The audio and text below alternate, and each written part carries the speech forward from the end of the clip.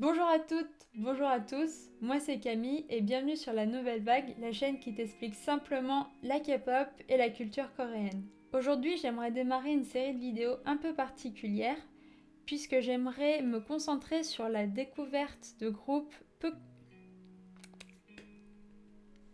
Bien. Oh mon doudou. Ouh. Dis bonjour. Bonjour.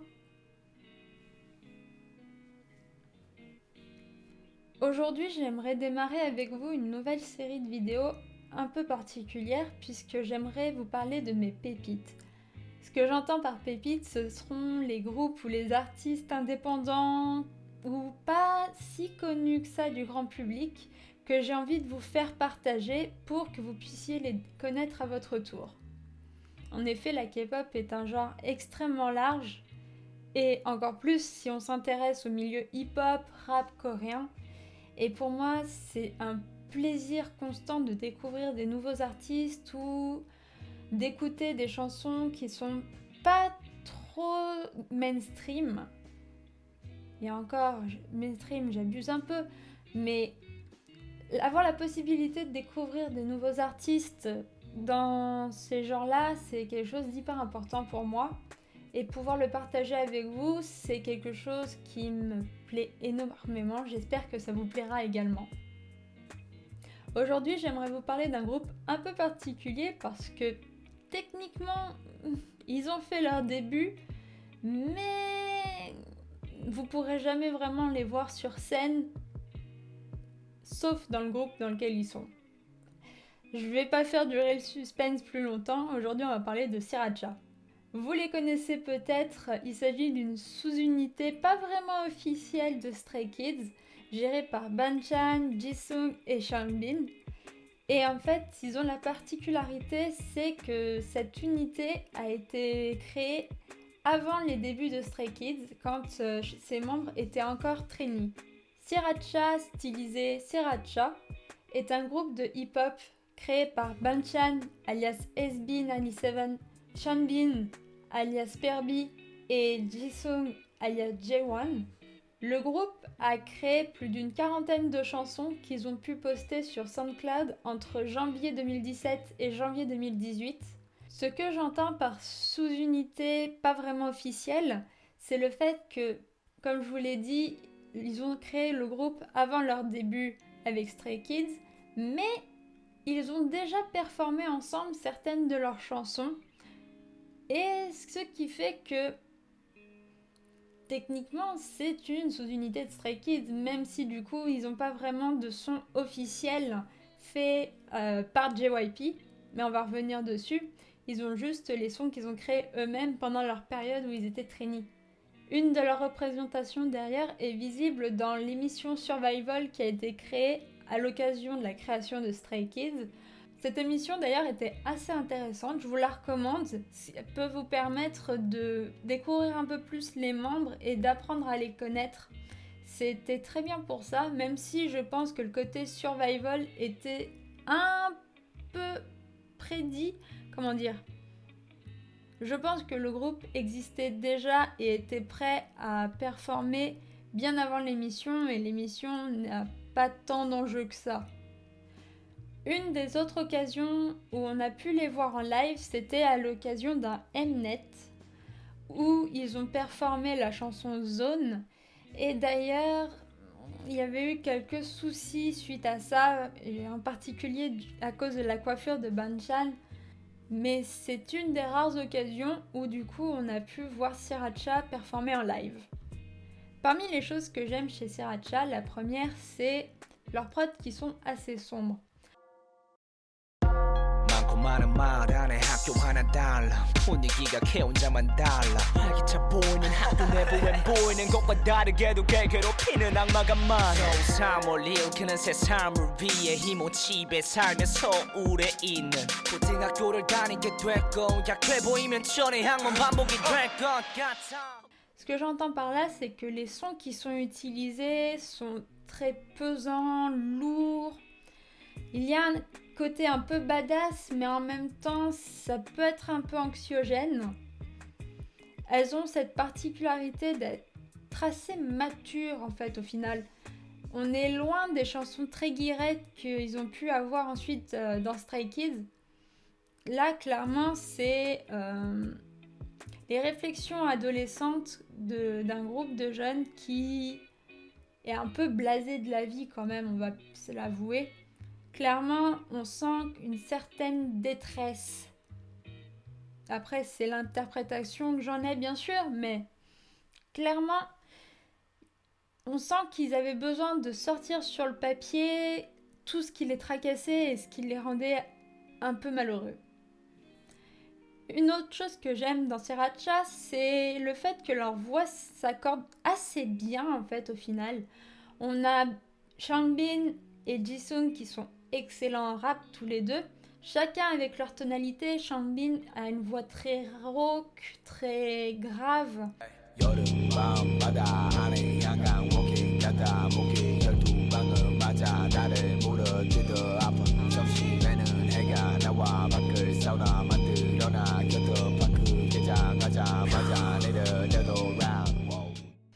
Et un peu agressive, Jisung est plus rapide, un peu plus aigu.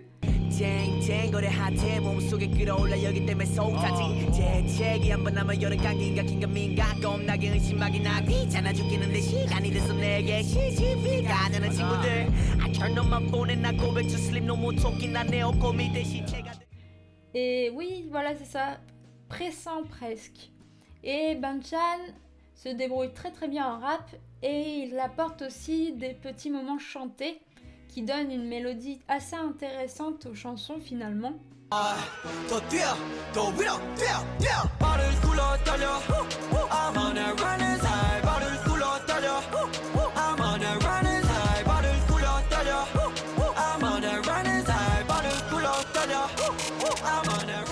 fait, oui, il y a une très bonne cohésion entre les trois, c'est assez intéressant.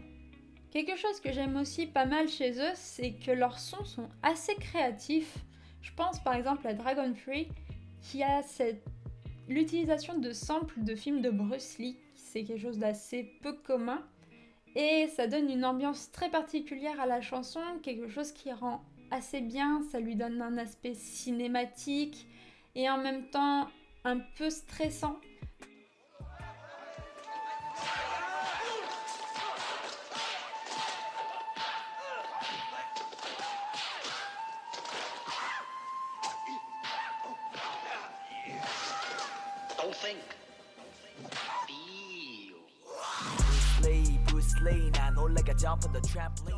C'est quelque chose que je trouve très intéressant pour le coup, musicalement parlant.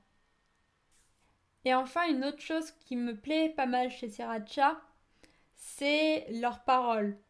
Alors, je ne les connais bien sûr pas toutes par cœur, mais l'ambiance générale qui s'en dégage, c'est des paroles assez engagées. On sent en fait que c'était un exutoire pour eux de pouvoir écrire ces chansons, que ça leur a permis de vider leur tête et toutes les frustrations, les angoisses, les interrogations qu'ils ont eues pendant leur période en tant que trainee. Et au final, ce sont des paroles auxquelles on peut facilement se sentir proche. On a tous eu dans notre vie des périodes de stress ou des périodes où ça allait pas forcément. Et avoir ces chansons auxquelles on peut se raccrocher et dire c'est ça que je ressens, je trouve que c'est quelque chose qui est très important pour des artistes, pouvoir créer un lien en fait avec le public et une connexion qui se fait sur le plan émotionnel. Maintenant que je t'ai présenté un peu le groupe, j'aimerais te partager mon top 5 des chansons de Sriracha que je préfère. En 5e place, j'ai Double Note.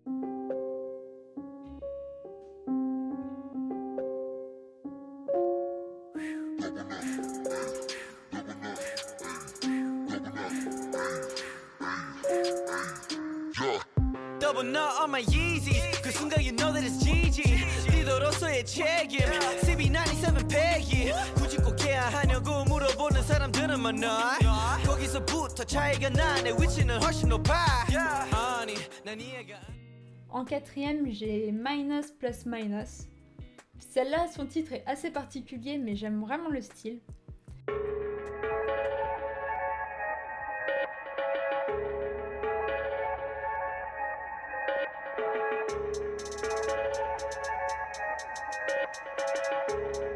Hey, 힘든 게 당연해 to get a reputation. Yo, I believe my ambition is my vision. Hey, 숨을 조여와도 절대 안 했어 미션. 믿을 건 열정과 패기뿐 이것만 없었다면 이미 난 폐기물 19세 이제는. Et en troisième place, j'ai Folly 2. Alors Folly 2, c'est une chanson très particulière. Je vais devoir mettre d'ailleurs un trigger warning pour le coup. I've been thinking about my life. Hey, hey. Is it better if I die? Suicide. 평생 잠들기 전까지. Hey, hey. 공허함 속 의미를 찾지. What we do? 99. 내가 태어나면 난 돌잡이 때부터 펜을 잡았는데 3년 전 의미를 알게 돼 힙합을 하게 돼 가사를 써내려간지 3년 뒤 하게 된 간지 단지 난 간지나지 않니. Cette chanson d'ailleurs fait référence au film Le Guide du voyageur galactique où un ordinateur qui doit réfléchir à la question du sens de la vie finit un jour par donner la réponse 42. Folly 2 donc. C'est une chanson qui est très particulière, elle est très intense. D'ailleurs, elle fait partie de celles qui ont été supprimées du SoundCloud, vu le sujet, je peux comprendre, puisqu'elle parle en fait de suicide. Le suicide, c'est encore quelque chose qui est extrêmement tabou en Corée. Clairement, c'est compliqué d'en parler. Et j'ai été assez surprise du coup en écoutant cette chanson de voir avec quelle sincérité, je dirais, ils en ont parlé. Clairement, on sent que c'est une chanson qui a été écrite à un moment où la vie n'avait pas de sens pour eux, où c'était compliqué, sûrement à un moment où la période en tant que trainee devait être trop intense pour eux, devait les abattre. Et clairement, cette chanson, elle prend aux tripes. Elle prend énormément aux tripes parce que cette chanson, elle est extrêmement directe d'ailleurs dans ses paroles. Je vais vous lire un extrait, vous allez comprendre. Pourquoi sommes-nous en vie? Pour quel but? Est-ce 42? Arrête de dire des non-sens. Le temps coule comme l'eau, et en un clignement d'œil, je suis mort. Je ne veux pas ça, je ne veux pas mourir avec des regrets. Je te hais, toi qui contrôles mes poches. Je ne veux pas effacer mes rêves pour de l'argent. Donc clairement là, on sent que c'est un cri de désespoir presque, cette chanson. Elle a été écrite à un moment où ils étaient confrontés à un énorme dilemme. Je sais pas, c'est l'ambiance que j'en ai en fait quand je l'écoute. Je ne sais pas si ça t'est déjà arrivé, je ne te le souhaite pas. Mais quand on est dans une période de sa vie où on se sent moins que rien, où on a l'impression que tout ce qu'on fait est un échec, c'est le genre de chanson qui se rapproche le plus de nos émotions et avec lequel on peut plus se rattacher en fait. C'est pour ça qu'elle est très importante pour moi et qu'elle est à la 3e place de mon classement parce que même si elle est dure à écouter, elle est hyper importante parce que c'est des émotions qu'on a tous un jour dans nos vies en fait. La dépression, enfin la déprime en général, sans forcément aller jusqu'à la dépression. Ces moments où tu as envie de tout lâcher, tout laisser tomber et partir ailleurs, très loin de tes problèmes.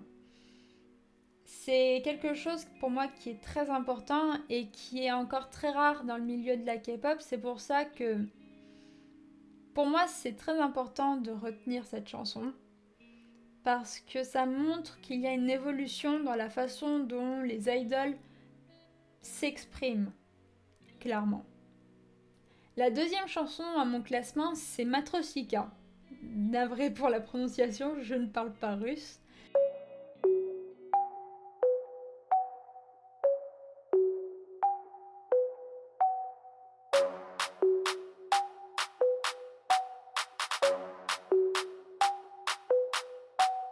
No, 내가 잘 안 되길 바랐니 대답은 no 안돼 난 아직 잃어야 할 게 더욱 많아 내 안에 또 안에 있는 내 자신 계속 가서 새로운 도전을 보여 새로운 나 새로운 자신감 새로운 creatures in my mind Matrosika, elle est extrêmement badass en fait comme chanson.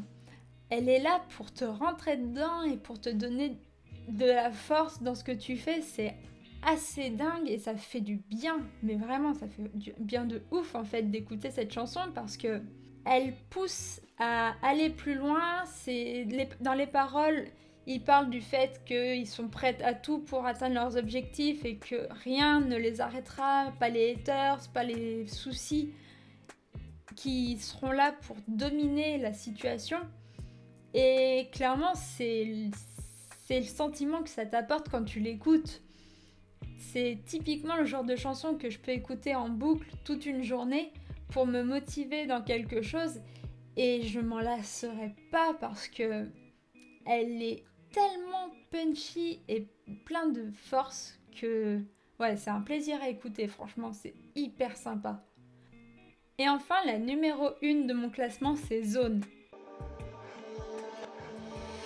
Yeah.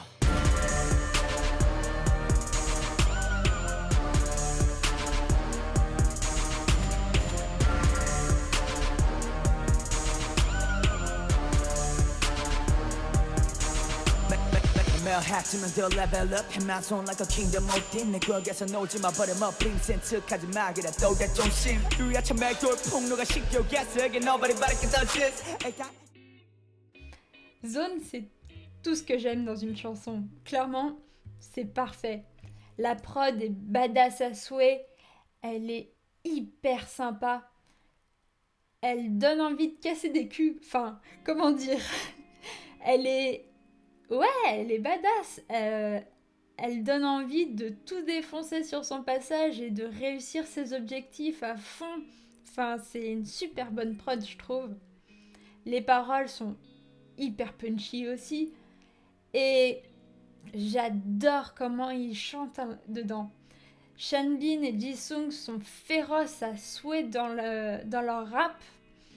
Banchan, il est là pour rapporter un peu de chant et ses origines australiennes en faisant une référence à des chants néo-zélandais maoris.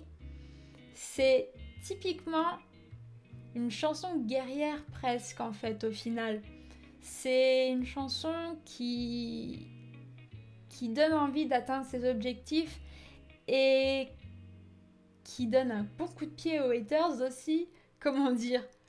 Oui, voilà, c'est ça, c'est que c'est un gros coup de pied aux gens qui pensent qu'ils n'atteindront pas leurs objectifs ou qui ne réussiront pas leur carrière en tant qu'idole.